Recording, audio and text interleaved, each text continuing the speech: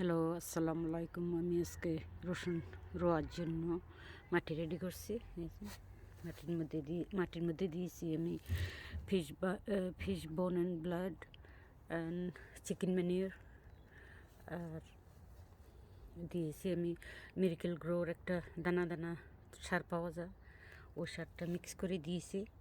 দিয়ে আমি রেডি করে রাখছি 2 দিন পরে। এখন আসছি আমি রসুন রোয়ার জন্য। এই যে রসুন নিয়ে আসছি, বড় বড় কোষগুলো নিয়ে আসছি। এই যে এখন আমি 3 থেকে 4 ইঞ্চি পরপর, 5 ইঞ্চি পরপর দেব।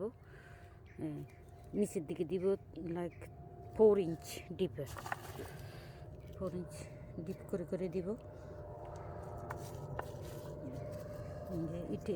এই দিকটা নিচের দিকে দিতে হবে। আমি এমনি নর্মাল রসুন নিয়েছি, যে রসুন পাওয়া যায় সুপার মার্কেটে, উঠে নিয়েছি। এই যে মাটিগুলো একেবারে ফুরফুরে হয়ে আছে। আমি একেবারে মাটিতে ভালো করে কোবাই করে রাখছি।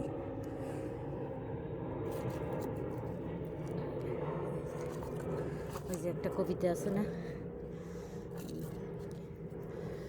রসুন বুনেছি, রসুন অনেক সময় লাগে রসুন হইতে।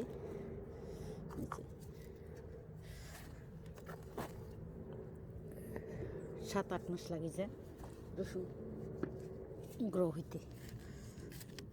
কিন্তু মাটি আমার ভাইয়ের সাথে একটু বসে গেছে, এই জন্য দিয়ে দিলাম।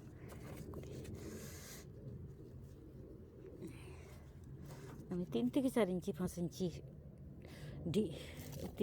4 ইঞ্চি ডিপ দিই, আর 5 ইঞ্চি একটার থেকে একটা সেপারেট দিই, এই আর কি। তো ঠিক আছে, এভাবে রুল শেষ করব। ওকে, আল্লাহ হাফেজ।